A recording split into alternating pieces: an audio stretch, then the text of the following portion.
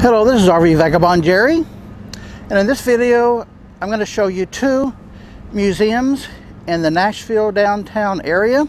First is the Frist Art Museum, and there's not a lot to see here, so I'm going to combine it with also going to the Musicians Hall of Fame Museum. So first let me show you around the Art Museum, and then I'll go to the Hall of Fame. I don't do many art museums because it's mostly paintings. I do like statues a lot, but this doesn't really have either one. It has just a really odd collection of things that they call art. So let me show you around, and then I think you'll figure out what I'm talking about. The museum has a lot of very strange and elaborate collections that don't seem to make any sense at all. Just piece together all sorts of parts, and they have an average of 2 security guards in every room. Trying to figure out what this is supposed to be.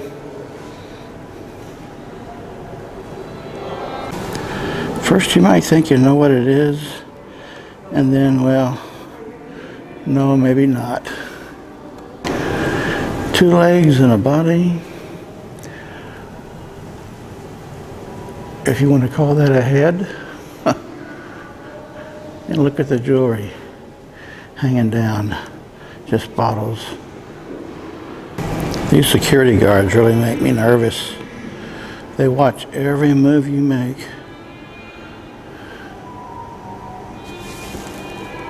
Well, folks, as you can see from the outside of the building, it's a really huge building, but not a lot to see inside. Each room they have here has like just 1 or 2 art pieces in it, and then 1 or 2 security guards. They guard everything very closely. So their biggest achievement in this art gallery seems to be wasting space. They do a really good job of that. So here is the Musicians Hall of Fame and Museum. And here's the history of music. Edison to iPod. They have got just about everything along this timeline here.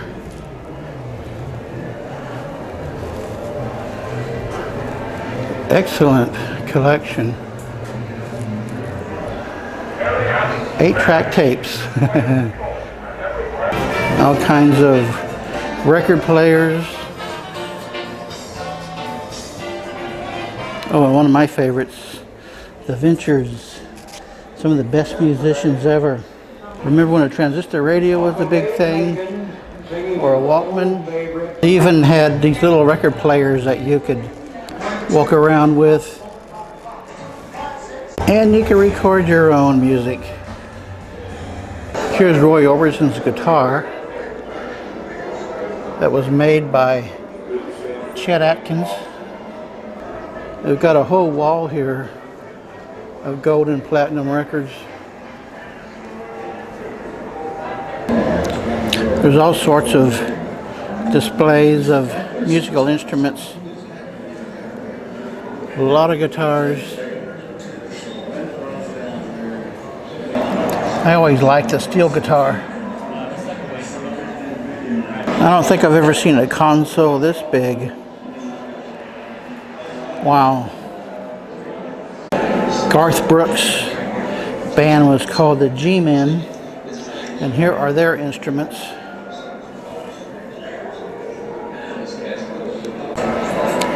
And there are a whole lot of names here that I've never heard of.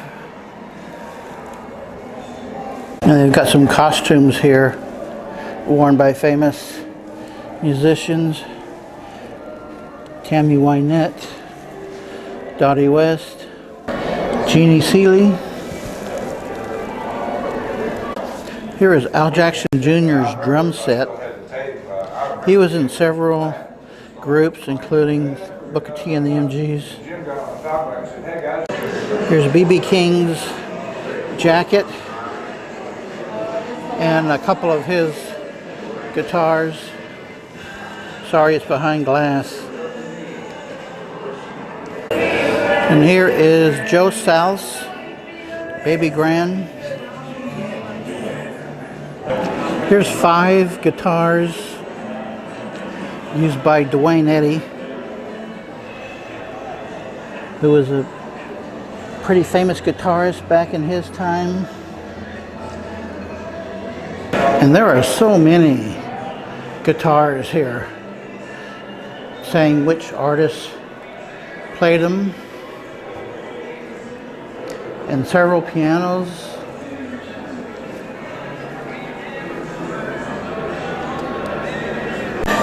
Here's a different type of steel guitar.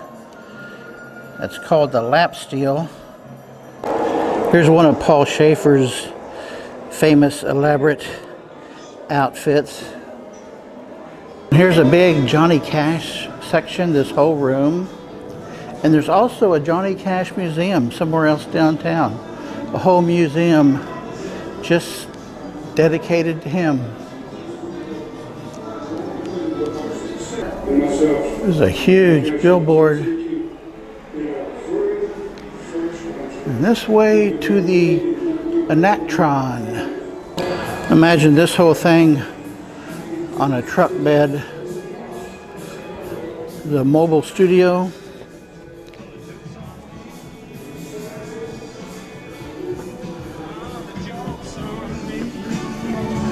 And here's the console in the middle.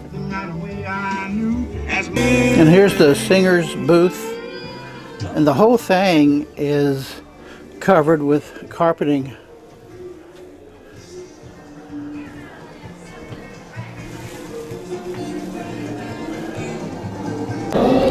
There's the outside of it.